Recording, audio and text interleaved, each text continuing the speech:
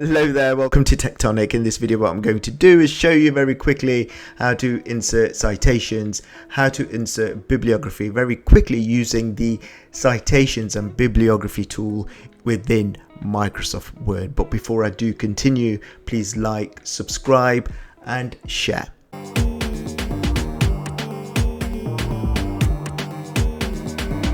So I've got a Word document opened up here. It's a quick written piece I've written for the purpose of this video, talking and discussing how to upskill digital literacy skills. Now within this, I've used four books to help me write this piece. So the four books I've just listed at the bottom because I'm going to use the information here to create my in-text citations and to create my bibliography in Harvard referencing format. So what I'm going to do is guide you, show you how to access the citations and bibliography tool within Microsoft Word. So at the top here you've got your ribbon, you've got file, home, insert, drawer, design, layout, so on and so forth. Go to references here. Now when you click on references, you will see an option here called citations and bibliography. Now my educational establishment want me to write my references in Harvard referencing format, and you can see here a drop down where you've got different formats of references which you could use to help you write your references. But my university want me to write my references in Harvard format. That's the one I'm going to choose here from this drop down list. That's the first thing you need to decide, which format is your references going to be in.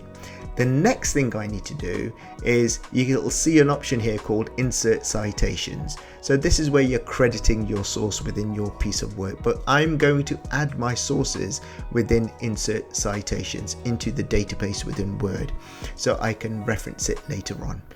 So I'm going to click on insert citations. A drop down will appear, will ask you whether you want to add new source, add new placeholder. I just want to add a new source there.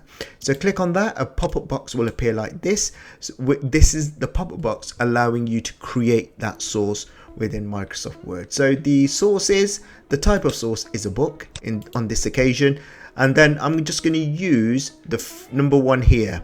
The first source I used to create my Word document. So the author's name is Lorenzo Cantoni, like that. The title of the book is Digital Literacy,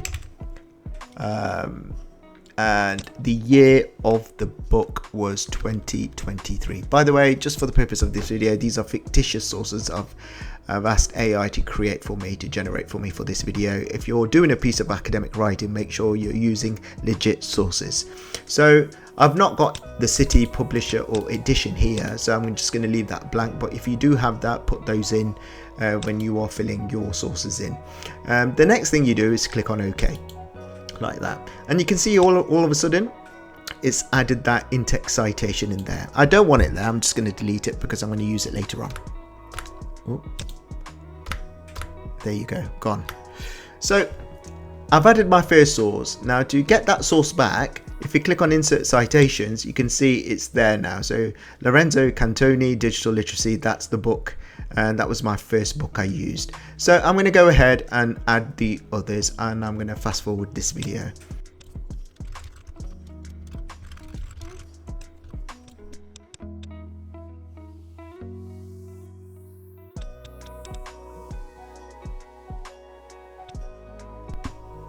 So I've now added my four sources. You can see at the top they've all been added here, so I can reference them later on. So all you simply do now is scroll through your Word document and you just add your in-text citations to the places where you've got or use that information from. So the first, for example, sentence here, put a space after here because I want the first in-text citation or the first source to go in there as an in-text citation. So you see Cantoni there, and if you've used that work later on in the Word document, again you can scroll through your Word document. Let's say I've added it there as well, go through, add that in-text citation in there. So let's say you've used number 2, the book by Upskilling Your Digital Literacy by Catherine Higgs.